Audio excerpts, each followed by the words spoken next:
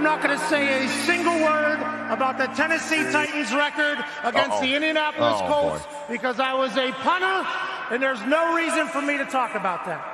With that being said, we did not punt much against the Tennessee Titans, so you probably have no clue who I am to begin. Look, I'm unstoppable. Forget your defense, nothing but an obstacle. Run it back, switch it up, call it audible. Serving up them Hail Marys till the game over with the showstopper. So hot, you gotta blow on it. I said I'll huff and I'll puff, then I'll pass to my left while I'm looking to my right. Hit him right in the chest. It be looking like magic, better give me the throne. I ain't talking about Patrick, but I rep my home. I'm never at the end of my zone. I'm bad to the bone, eating up these pig skins like they chicharrones, and you a douche cabron. Mira, mira at the mirror on the wall. I'm the greatest of them all. They gon' put me in the hall. Your name is only written in a bathroom stall. Quit your stalling and make a play. My drive too long, pop the clutch, I don't pump the brakes. I know what it takes to gain the muscle, get rugged. These butterfingers be fumbling, squash a scrimmage and rub it in Robitussin. How I give them concussion, they seeing double, they rushing and pass the shovel, the dirt and rubble, I bury them under it. Stay in your huddle and get 10 yards back, never turn your back. I'ma pull your flag, I go full contact, out punch, out kick like a shotgun.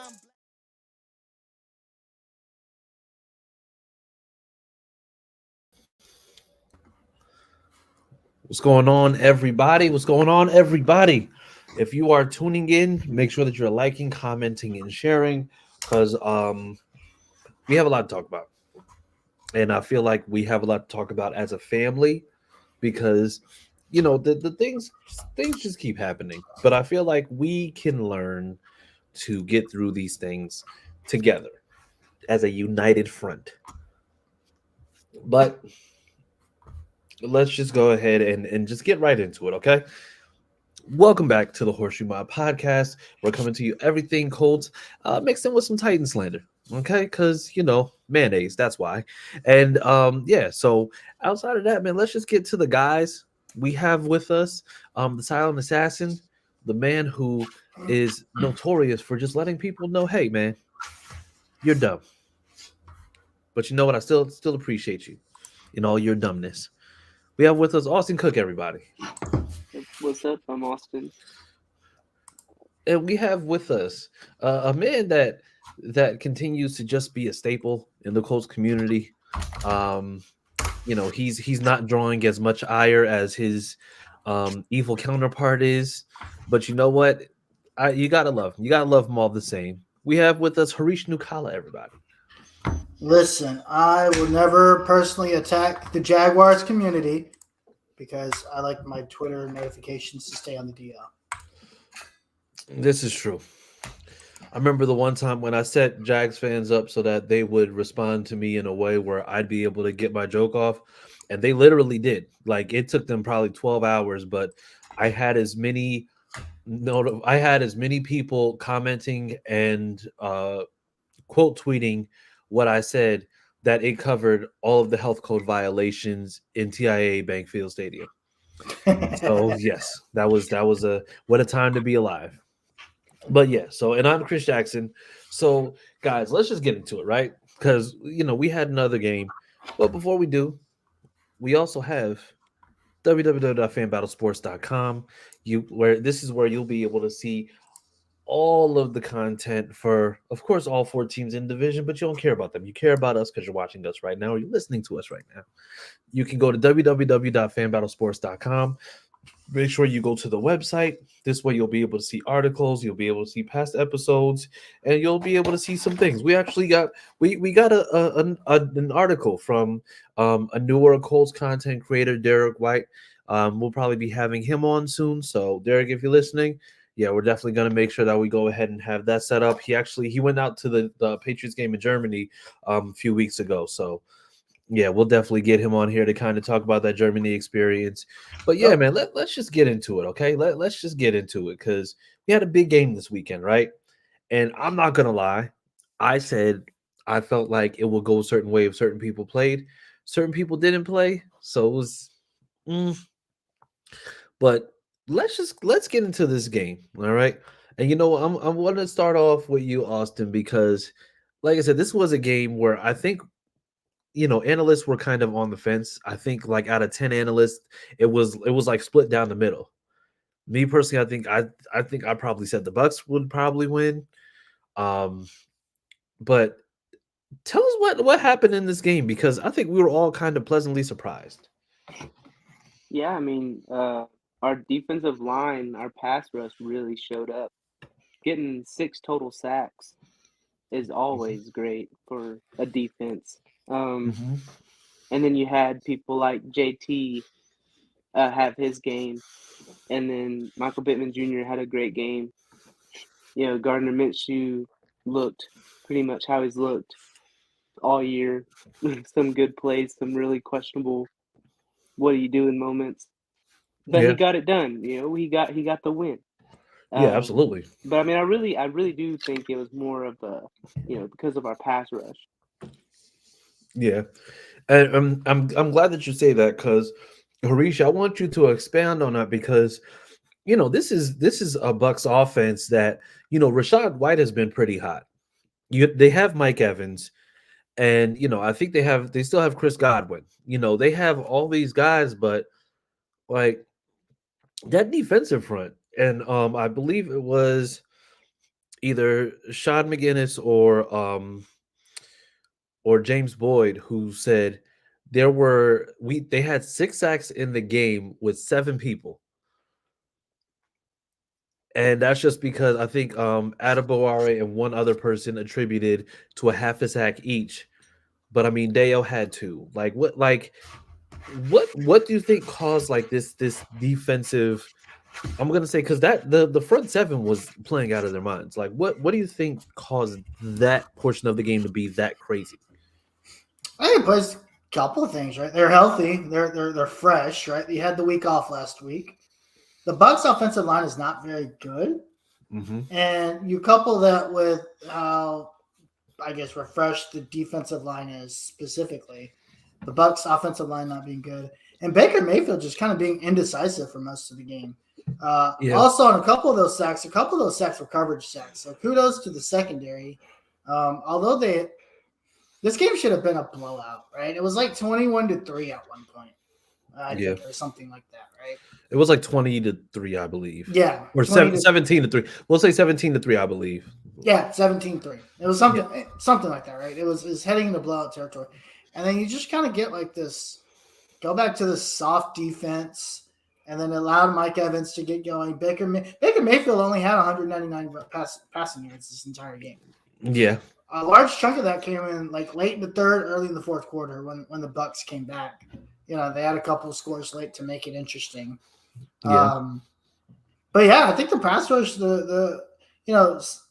again, as much as I give Ballard a hard time, Samson Ebukam had 2 sacks.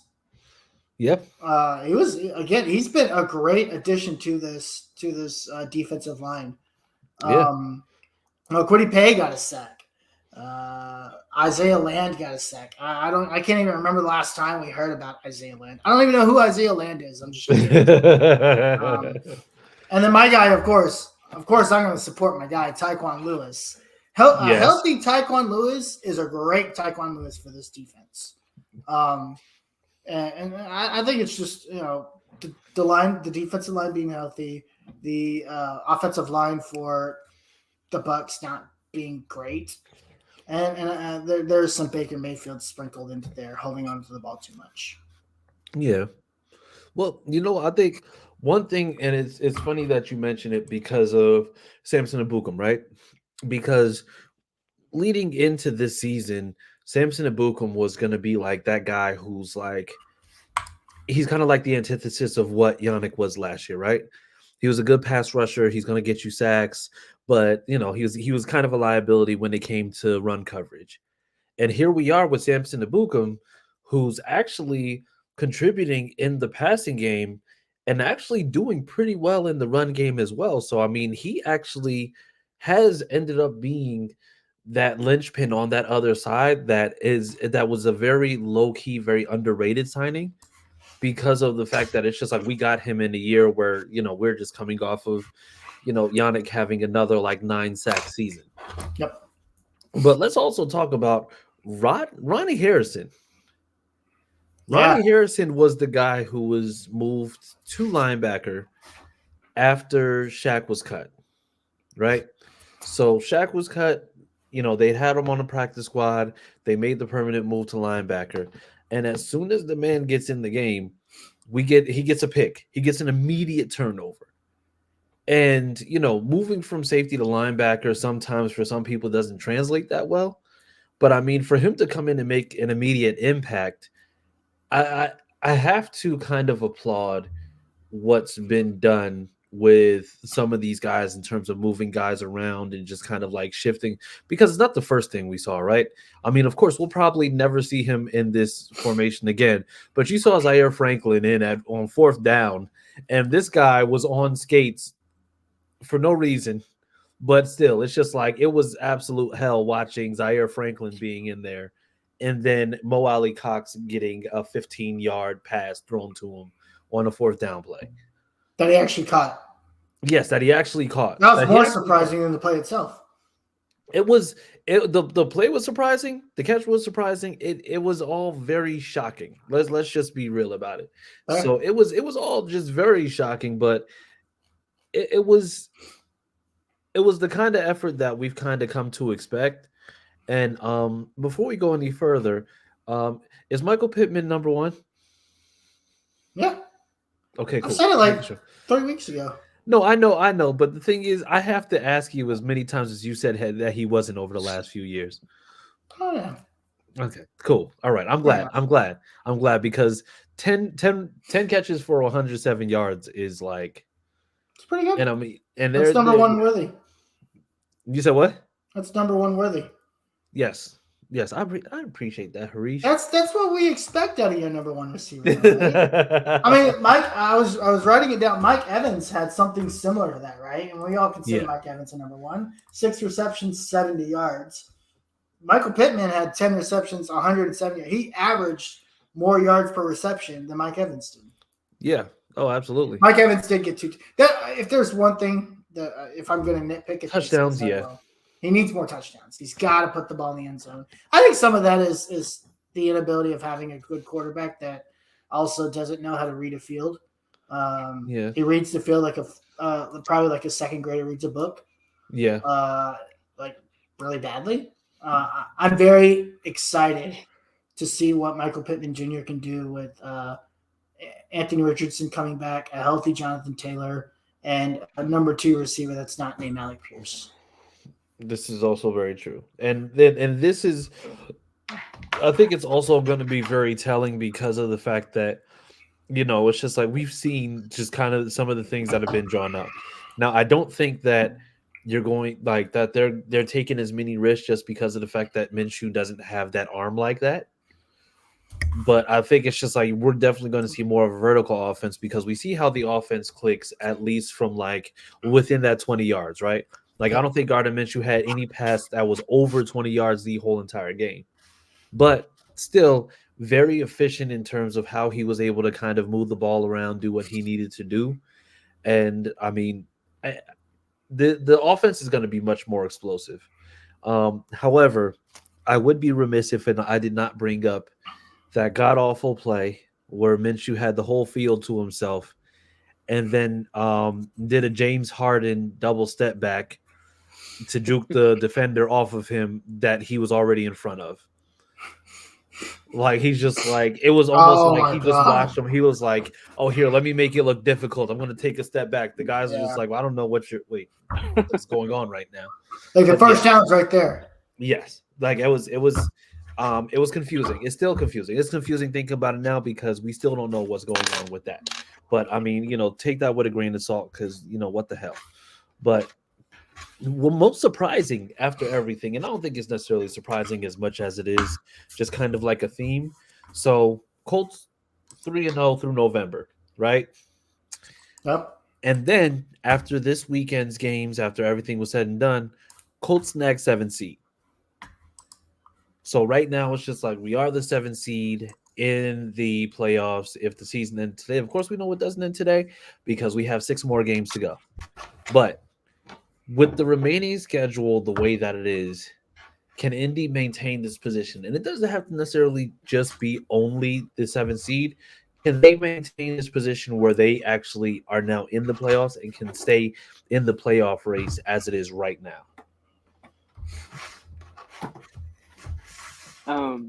I mean, we've talked about it before. Our schedule is easy, and with Joe Burrow's injury, it made it a little bit easier.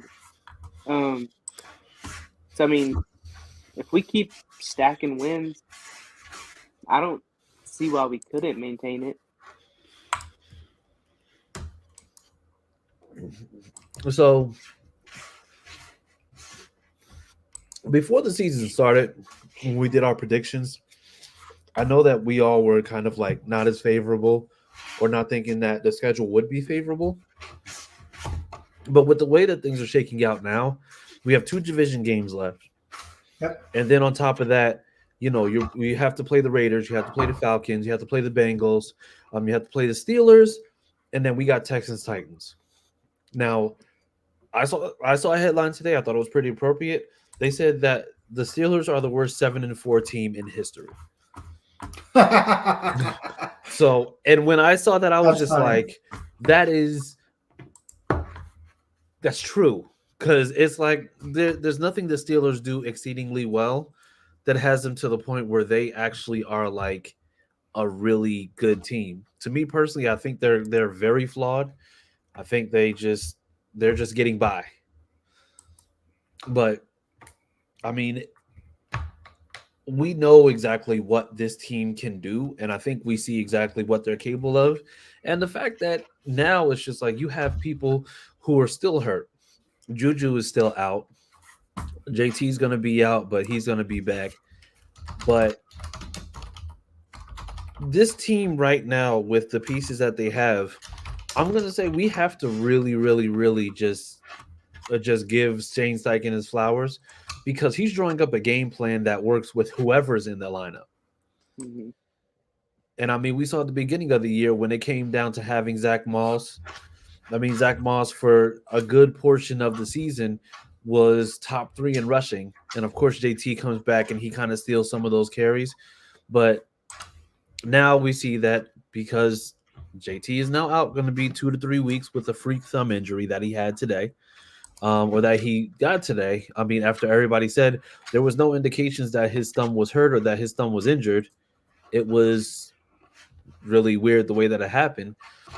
But the thing is, when now looking at it, and I'm going to ask this question to the both of you. I'm going to start with you, Harish.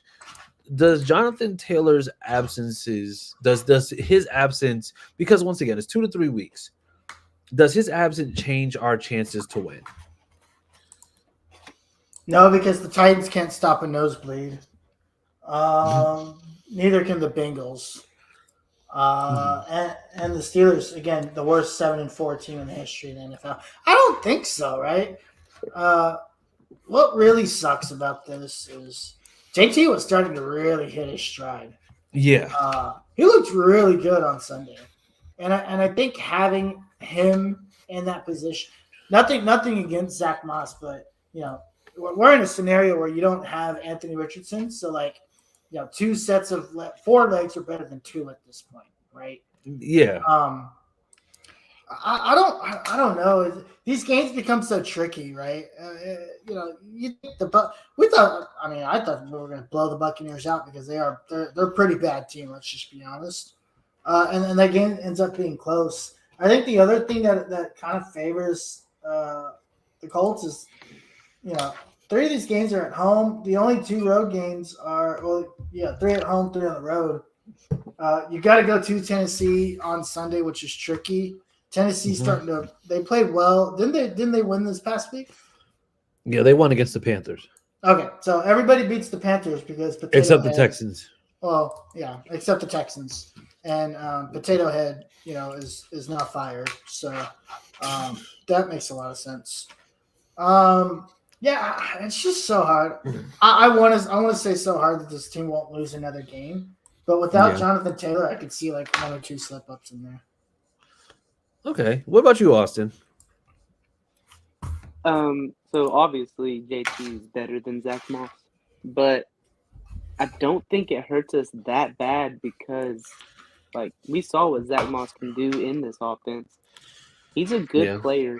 He played really well the first 4 weeks. Like you said, he was in the top 3 in rushing in the whole league. So, like, I don't think it – obviously it changes a little bit, but I think that having Zach Moss out there is going to be fine. I don't think it'll hurt us tremendously. Yeah. And I mean, in this case, I do have to agree with Austin because the only reason why is just because, you know, we were getting wins before JT was able to come back. And the thing is also in that time, JT also kind of had to get acclimated and he had to kind of get back into the rhythm of things. So Zach Moss technically was still doing it. I mean, the last time that we played the Titans, Zach Moss was the one who was out there just absolutely destroying them. Like they didn't have an answer for him because the crazy thing is that he's a physical back. He's somebody who is going to be able to not be taken down so easily with tackles. And JT's the same too, because JT is a strong back. But Zach Moss is more of that power, more of a violent back, if you could say, that you can really just put out there and just wear down a defense. Yeah. And I mean, if we're looking at how things are, because I think we have Titans, and then who's after Titans? We have Titans. That's what I was looking at the schedule. So we have Titans, then we have Bengals. And to me, it's just like I don't think there's anything the Bengals do really well. I think honestly, it's just like they were a team that really was just going through Joe Burrow. They have some great pieces on offense, but on that defense, it's just like I just don't see it. Yeah. So I mean, that's just what it is. And then after that, we have Steelers, I believe. Yep. Mm-hmm. Yeah. I mean, Steelers is tricky. But also at the same time, it's just like they always play us well. I don't know what it is in their infatuation with the Colts, but we're basically their Super Bowl. Yeah, but you know what? It's also I think now with the way that this offense looks, you know, they're going to take what defense, like the offense is going to take what defense gives them, and also it's just like outside of Minka Fitzpatrick, it's just like that defense is at best. Or maybe like I think Cameron Hayward, but I don't know. It's just like I don't think that it necessarily changes anything if JT isn't able to go. I think if anything, he increases our chances. If he's not in, then I think we still have a good chance in any of those games because Shane Steichen's adaptability and his improvisation has been A+ top notch for this whole entire season. Like, yes, he makes some questionable calls at times, but at the same time, I mean, he's aggressive. So to me personally, it's just like I'm not worried as long as Shane Steichen is the one calling the shots. If he's, you know, like I said, taking what defense gives him, then I think we're still in a very, very good position. I was going to say, just to call out, Zach Moss is still top 10 in rushing. Mm-hmm. And that's what's kind of trailing off with the rushing production. Because if he's still pacing the way that he was, I honestly believe that he'd probably be maybe at 1,000 yards by now. I think what 679? What was it? Yeah, 671. I think something like 671. That. Okay. Is it weird that nobody's hit 1,000 yet? Or are we still like kind of in that area? Like the leading rusher is McCaffrey at 731. Well, yeah, because McCaffrey is their dual threat, and I mean that's an offense that's stacked. So, never mind. He's at 939. Okay, well, so somebody will cross 1,000 this year. Yes. So he's definitely gonna go and he's gonna cross that line. Now, I have an interesting question. Shane Steichen wins Coach of the Year if the Jaguars fall apart. Is it based on winning the division? Well, the Jaguars would also get the number 1 seed. Mm-hmm. Could be. Like I think Doug Peterson right now, if I were to look at it, Doug Peterson would probably be my coach of the year. Doug Peterson or the guy from Miami, McDonald. Oh, Mike McDaniel? McDaniels, there you go. Ronald McDonald, Mike McDaniels.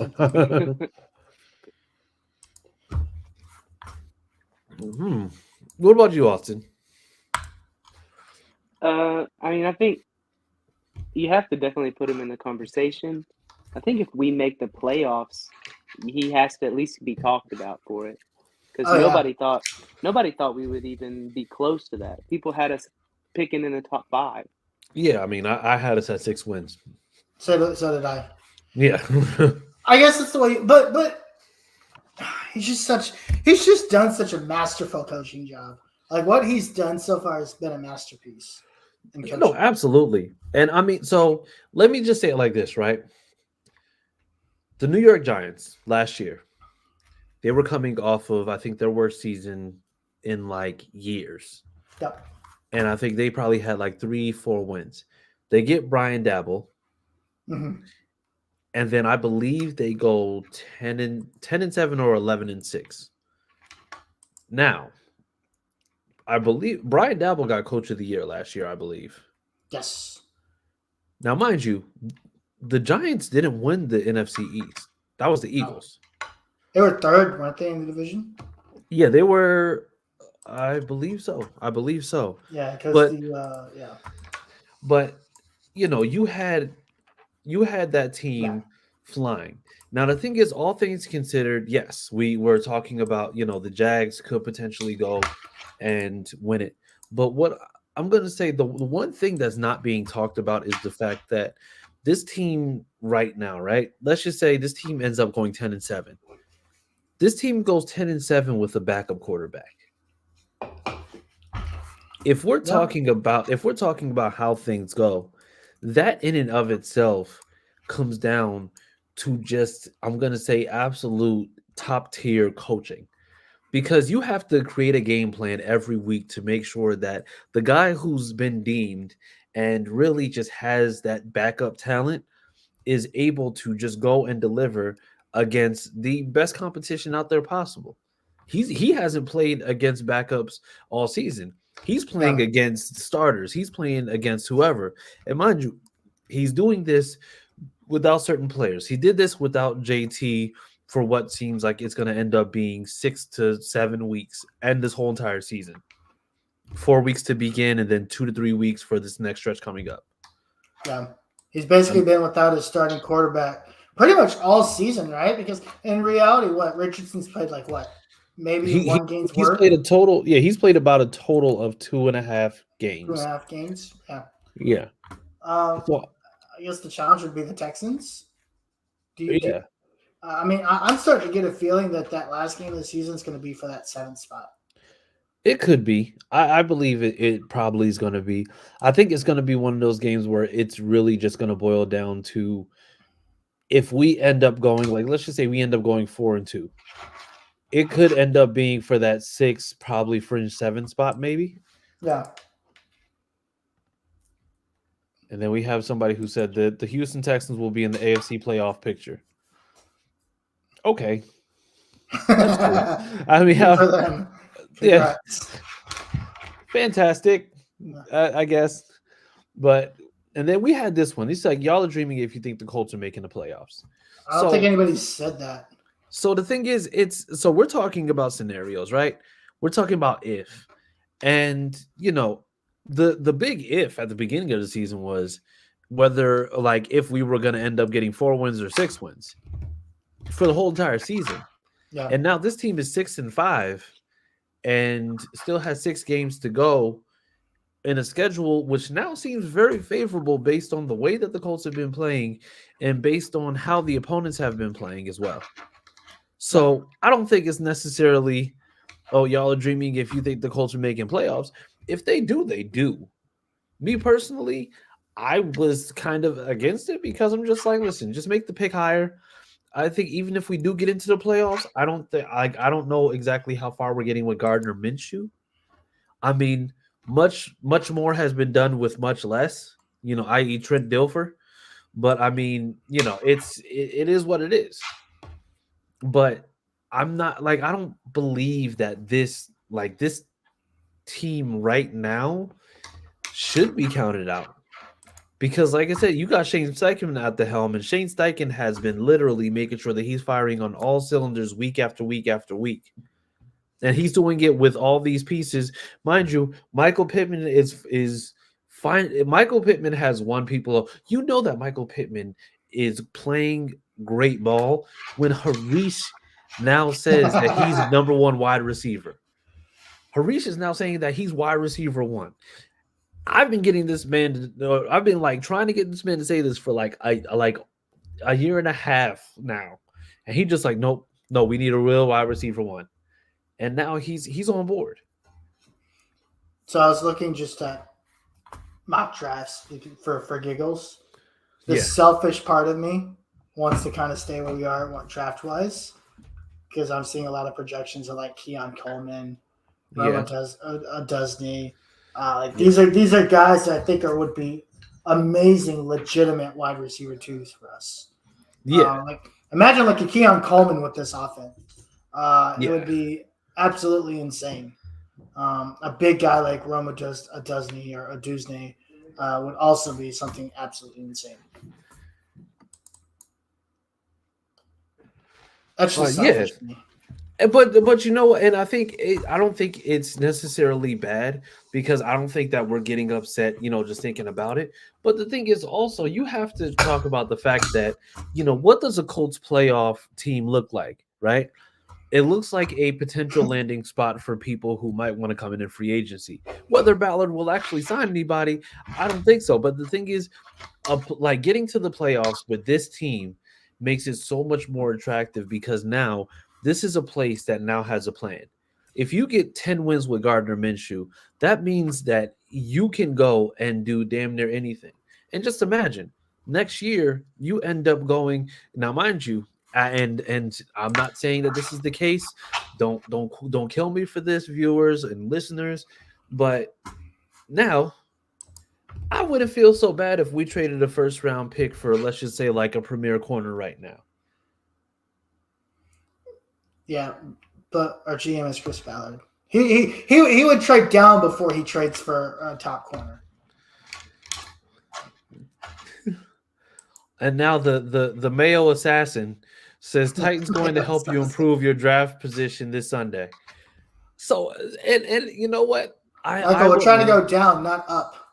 Exactly. Like, what are we talking about here? Like, first off, the Titans are going to need all the help they can get when they go in this draft and end up drafting a linebacker top 8, because that's what that team will do. Because I already see that, like I said, if we're going according to what Titans fans said last year, Titans fans said that they were going to get every QB except Will Levis, and then ended up with the Mayoniac himself, Will Levis. Like, ain't no way that you're going to sit here and try to convince me of anything that the Titans are going to do, much less in the draft. Well, the Titans are in the position they're in now because they've lived in Delusionville for so many years. I mean, yeah. And now they're like, oh, yeah, well, Rand Carthen is correcting all of J-Rob's mistakes. I'm just like, you do know that Traylon Burks was drafted by J-Rob, right? I'm just like, well, he just has to get healthy. It's just like, well, he's also a J-Rob mistake by your process. Yeah. Like it. Yeah. He's the reason why you don't have a wide receiver. Yeah. But hey, not a problem. Exactly. I'm not worried about that. Because you know what? It's just like, leave it up to them. We stink, according to certain Texans fans that now are sitting there talking about how the refs screwed them. But you know what? That's neither here nor there. It's both here and there, but it's neither here nor there. So, with that being said, speaking of Titans, we have to go into Mayoville this weekend. And this can be seen as a pivotal game, right? Because, I mean, we beat them the first time. They're in bad shape. Also, you win this game, we're 7-5, and I believe that we take that will be a 3-2 lead or a 3-2 record in division. Yep. And mind you, going into having to play the Texans at the very last game of the season, something like that could potentially have a lot of implications. Because I do believe that the Texans still have to play the Titans twice, don't they? Yes. So and then they still play the Jaguars once. Mm-mm. Did they already play the Jags. Jaguars twice? Yeah, the they Jaguars beat them swept early. them. Texans won early. Dang, how come we can't beat the damn Jags? Stupid TIA. Yeah, but the thing is, like I said, if we go into this game, you win this game, you're 3-2 in division, and that last game, depending on how division record shakes out, depending on how the rest of the game shakes out, could potentially go ahead and mean that we need to, or like it could be a pivotal game for us to make sure that we're in the wild card. Now, once again, I don't think that Jacksonville is going to utterly collapse because, I mean, they've been playing pretty well, but I mean, if for some reason it's just like they were to drop some games, if they're at 5 losses, we're at 5 losses. Division lead is still very much realistic. But I want to know exactly where y'all stand on what exactly you believe is going to happen in this game, given what we know, what we've seen, and where we are currently. Yeah, Will Levis doesn't have good field presence. They don't have a good offensive line. Our defensive line is coming off a really good game. So I think that they're going to have another good game. And then the Titans secondary is trash. So I feel like our receivers are going to have a good game. Mm-hmm. I don't think this is going to be really that close. I think it's going to be 34-10. Jeez. Oh, wow. Said blowout. Okay. You listen, if there's anything that ever gets Austin going, it's slandering the Titans. It's always slandering the Titans. I mean, it is fun to do. Yes, absolutely. Oh, it's magnificent. But what about you, Harish? I just don't think the Titans are good. I mean, I think Derrick Henry will get 100 yards, but he won't score because he's still walking. He's still walking on the field. But I guess he'll walk himself to 100 yards, and the Titans fans will say he's still him. So I think I think we win 28-10. Yeah. And I don't see any reason why Zach Moss doesn't get over 100 yards again. I really don't see any other reason for it. Yeah. Because last time they were the number 1 run defense, and he ran for 150, right? Are they still the number 1 run defense? Or are they even top 5? That's a great question. Let me go and check on that for you. Hold on one second. I can take a look.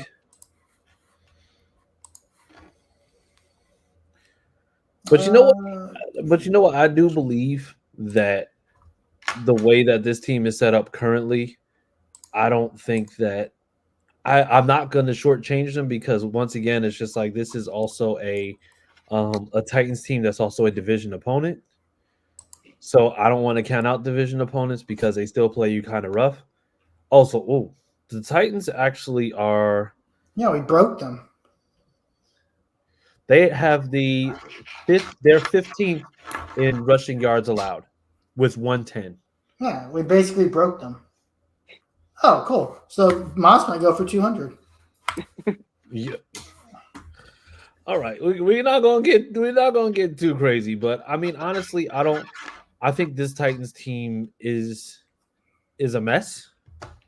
I don't think that they're going to be as ready as many would want them to believe that they are. However, this is a division opponent. I'm not going to be as brutal as you guys. I'm going to say that it's just like we end up winning this game probably, I'm going to say 27-20. I see another 27-20 romp. I just want to give credit to the Colts for ending the fantasy dynasty. Ending. How did they do that? We finally got them off their delusion. Like all we heard for 3 years is how the Titans were just setting up to win the big one. Now they can't even set up to win a game. It's actually a lot of fun to see. Yeah, and Michael Newsom also says this. I think we have only held one team under 100 yards since the first Colts game. They have been a terrible run D since that game. Oh, yeah. Zach Moss, Yeah. 300 yards.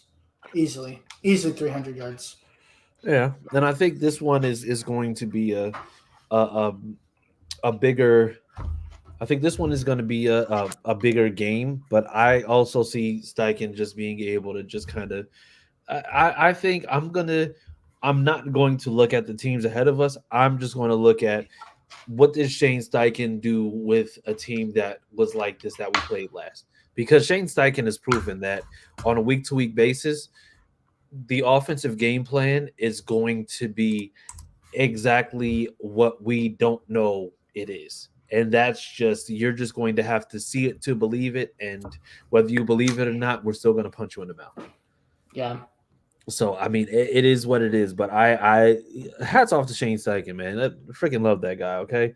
After all the years of Frank Reich and his analytics, Shane Steichen is now out there calling plays and just, he's killing it.